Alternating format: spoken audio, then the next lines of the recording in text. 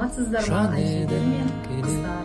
Бүгінгі отырысымыз біздің даналық мектебінің әжелер клубынан екі әжемізді шақырып отырмыз. Бұл әжелер өзіміздің мектебіміздің апайлары.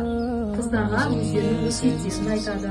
Қыздар өздерінің көкелеріне жүрген сұрақтарын болса, әжелерімізге жұлдыздайын аспаннан құлап қалған.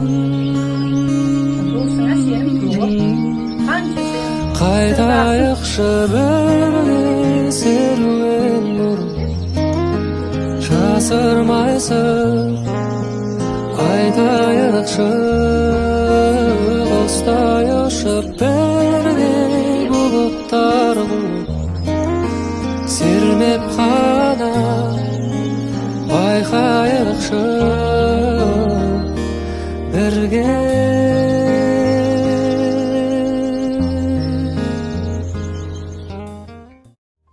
Ерте кезде ата-бабаларымыз қыз баланы қорғап, періштедей аялаған, кішкентайынан әдептілік пен ибалыққа тәрбиелеген, қыз баланың қасиетін биіктетіп, сұлулықтың бастауына көтерілуіне жол ашқан. Бұған бір мысал, өне бойындағы еркелігі мен биязылығы қатар ұштасқан, қос бұрымы арқасында тулаған жібек қыз бен баян сұлу.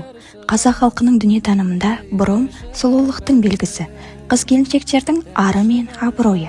Әрбір қыз баласын белінен төгілген бұрымы мен ақылына қарап бағалаған. Білектей арқасында өрген бұрым, шолпысы сылдыр қағып жүрсе ақырын, кәмшат бөрік ақ тамақ қара қасты, сұлу қыздың көріп пе ең мұндай түрін, деп ұлы Абай атамыз жырлағандай, нәзік жандылардың қаруы, сұлулығының көрінісі, иығынан төгілген қолаң шашы, талай жыраудың жырына, ақынның өлеңіне арқау болғаны сөзсіз.